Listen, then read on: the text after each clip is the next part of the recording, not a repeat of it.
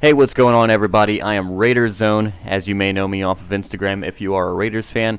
Anyways, I did a Twitch stream of a Madden 19 franchise. This was a sim franchise, and I got one season through it. And I am doing this stream on Slobs, which is the program that I use to live stream, and many people do as well.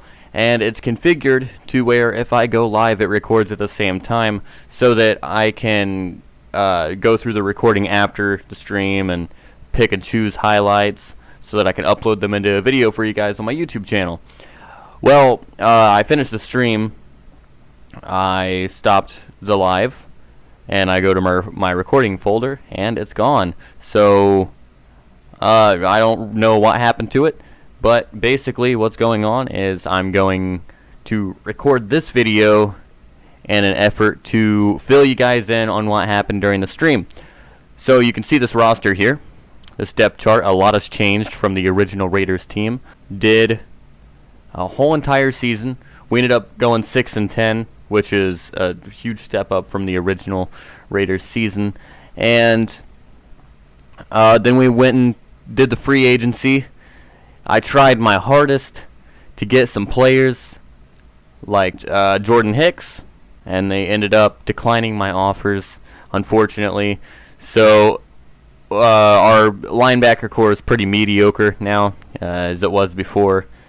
So the roster quarterback stayed the same. I ended up using a 7th round pick that I didn't care about to draft Matt Elling, because I thought he was going to be a half-decent backup. Turns out he's a 63 overall. Now this is where it gets a little sticky. So Doug Martin and Marshawn Lynch are no longer on the team. Marshawn was regressing like crazy. He lost like 40-something points at the end of the season, and he dropped from an 88 overall to an 81 overall, and I was like, nah, no way. So I cut him. He went to the free agency, whatever. He got picked up by a team, I suppose. We re-signed Jalen Richard to a 4-year deal. So during the offseason, I decided I was going to fill this role. We had 4 first-round picks, actually. 3 from the initial picks that we had, and then I ended up getting 1 from trading up a 2nd-round pick. And I picked up P.J. Roseman in the draft, and this is he was an intriguing prospect. He had a draft story about him. He actually is the Heisman Trophy winner of that draft class, and usually whenever they are the Heisman Trophy winner, they have either star or superstar development. He only had quick, which is fine. He's a 79 overall. He has decent speed, decent acceleration, but he's extremely agile. He carries the ball very well and has some good moves on top of it. He's going to be our starting running back for this season. Jalen Richard is the 2nd guy, but he's our 3rd down running back because he is also our kick and punt returner. I also picked up Orleans Darkwa in an effort to fill the power running role that Marshawn Lynch and Doug Martin did carry. He is an extremely versatile back. As you can see, he's decently agile, and he has extremely good trucking, along with decent speed, actually a higher speed than P.J. Roseman. So that was a good pickup. But yeah, that's how the running back situation went. Another important situation that happened was receiver. So we only have 4 receivers on the depth chart right now, or on the current roster. So Marcel Aitman, unfortunately, Madden isn't very generous with its ratings, so he was like a 63 overall. So I decided it wasn't even worth it. I cut him straight away. And Jordy Nelson actually retired after the 1 season. Brandon LaFell was like 35 years old. I decided it wasn't worth a contract extension, so I cut him as well. So in my effort to fill the role that Jordy Nelson once had, I picked up Jordan Matthews in the offseason, and this is a good pickup for me, I believe, anyways. He's a very good possession receiver. He has decent catching and really good speed for his size. I think he's going to be a great outside receiver. We'll see how he does this season. I want to talk about Seth Roberts here for a second. So we went 6-10, yeah. We went 6-10. But he had a Player of the Week honor, and let's see what week it was. Okay, well, never mind. It doesn't show up. He had a Player of the Week honor, and he was in the Pro Bowl. And this is why. He had a 1,000-yard receiving season with 9 touchdowns. He led the team in receptions and receiving yards and touchdowns. He got his Player of the Week status because he had like a 200-yard game with 3 touchdowns. It was pretty crazy, but he really led the team. So Martavis Bryant, we kept him around because I needed a speed guy left. We didn't get to draft anybody. I had a few prospects in mind, but we had so many needs that wide receiver was probably the least of my concerns.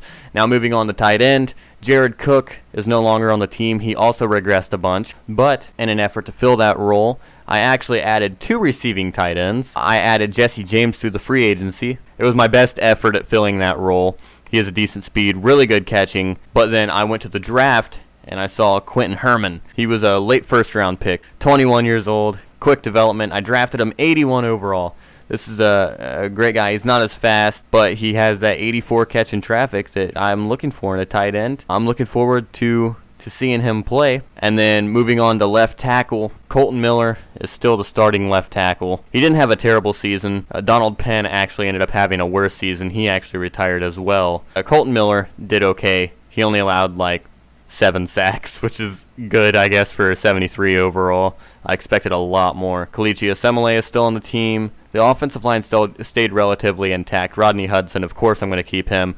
Now, at right guard, I actually ended up getting rid of Gabe Jackson. I traded him. In Madden, he was only like a 78 overall, but he had like a $44 million contract for the next 6 years, and it was a big load to carry for a guy who was only a 78 overall. So I felt that it was necessary to get rid of him. At right tackle, I drafted Marquand Mitchell, because if not, we would have had a 68 overall Brandon Parker playing, and we don't want that. 23 years old, quick development, and he's probably one of the most balanced blockers I've ever seen in a Madden draft class, with the 82 run block, 83 pass block. Usually they're pretty lopsided. He's a pretty fast blocker, so you see the finesse is pretty crazy, but his power is a little low. The one concern that I do have is his injury rating is an 86, but with an 86 injury, let's just hope that he doesn't get injured. Moving on to defense, I couldn't make any of the defensive end moves that I wanted to make. There was so much talent in the draft, and the priorities were different. We ended up not getting them, but we do have 2 first-round picks in the next draft. I'm assuming that's what we're going to go after. We need some edge rushers on this team.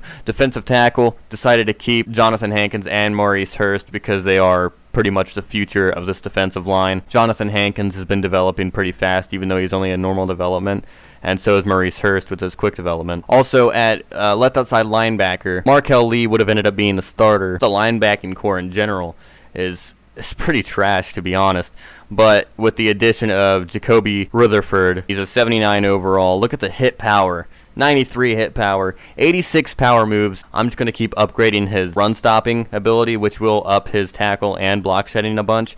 So once he gets up there, he's going to be a pretty awesome power rusher and a pretty awesome run stopper. I was going to move Markel Lee to middle linebacker, but he didn't have the coverage ability that I would have liked out of him. So we ended up getting Blake Castillo. I thought he was going to be a half-decent middle linebacker as I drafted him. I drafted him in the 4th round. I thought he was going to be so much better than he actually was. He had a really good combine. His attributes were like half-decent. He's kind of athletic. Other than that, man, he's pretty mediocre. I'm definitely going to be pursuing a new middle linebacker in future drafts and free agencies. And then right outside linebacker, we kept Tahir Whitehead. I felt that it was necessary since the linebacking core was so terrible. Now at cornerback, Garyon Conley stayed. He had a great season. Rashawn Melvin stayed. He had a great season. I actually re-signed him and Darryl Worley. We did have Bené Benwickery, but I ended up trading him away. I think I actually traded him to get one of the first-round picks. But this guy, Rashad Calico, I ended up drafting him in the 2nd round. He was actually a 3rd-round prospect. This guy was like the gem, and I knew it from the start. Like, I saw his attributes in his combine, and I'm like, man, how is this guy not a 1st-round projection? With his 96 speed, he has 86 man coverage, 86 press. I'm not even worried that the zone coverage is at a 76 because he's going to develop and he's going to be okay. My only issue is that his awareness and his play recognition is so low, but that's what you're going to get out of a rookie. I was going to put him at kick and punt return, but I decided to put Jalen Richard in that place instead because Jalen Richard isn't going to be taking as many snaps as opposed to Rashad Calico, who's probably going to be playing every snap on defense. And now this is where things get crazy. So, free safety, you see Quan Williams. You probably know him as a cornerback. I did as well. Basically what happened, I had a guy in the draft. I was looking forward to drafting him, and we got there and he was gone. So, our free safety position was empty. Marcus Gilchrist, he got cut as well because he wanted a lot of money, like an absurd amount of money, and he's only a 79 overall. So that's why we have so many issues at safety. And that's why Quan Williams is there. So what I did is I went to the free agency.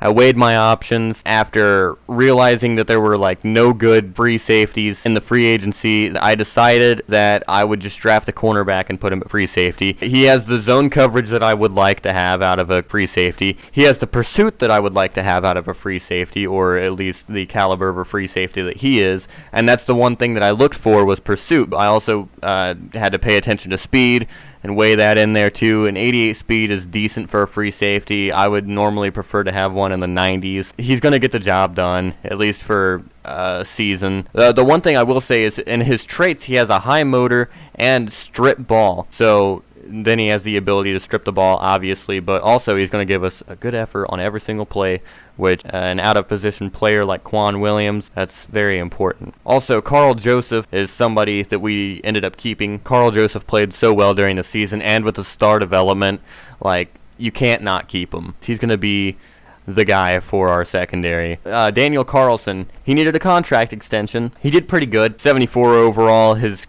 accuracy looks like it's trash with the 79, but obviously that didn't pay that much of a factor into his play, and I was like, I don't really feel like paying any other kicker millions to do this. So I gave him a 5-year contract extension with a total salary of $2.7 million. There was no bonus. I didn't have to pay anything up front. It's all salary. If things end up not working out, he starts sucking, I can cut him and save $300,000. It's a power move, I guess, just to see what happens. Keep a kicker on the roster. Johnny Townsend is staying the same.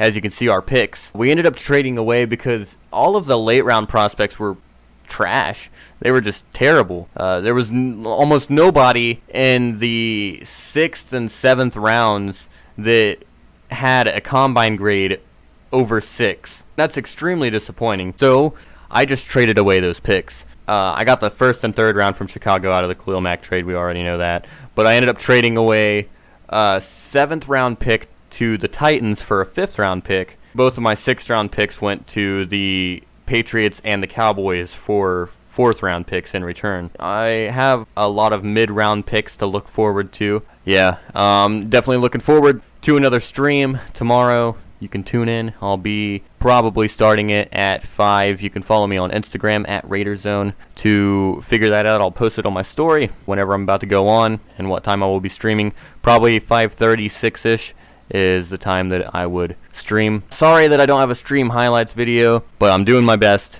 to fill you guys in on what happened. If you can see at the top of the screen here, I got a little follower goal, trying to hit 100 followers. I'm just putting that there just because 3 followers already from the stream. There's a little message under there that says follow me to be added to my draft class. So what that means is in Madden you can edit the draft classes. If you follow me, I'll take your Twitch username or whatever name you would like for me to do. If you follow me, you could probably put it in the chat, which is going to result in some pretty stupid sounding football players. But I'll edit one of the players and I'll give them your name, so you will actually be on my team. That's just something cool that I thought would be nice to do for you guys. So make sure you hit me with a follow, and let me know if you do follow me so that I can put you in this upcoming draft class for the 2019 season. Thank you guys so much. Follow me on Instagram at RaiderZone. I'll give you guys an update. See you guys.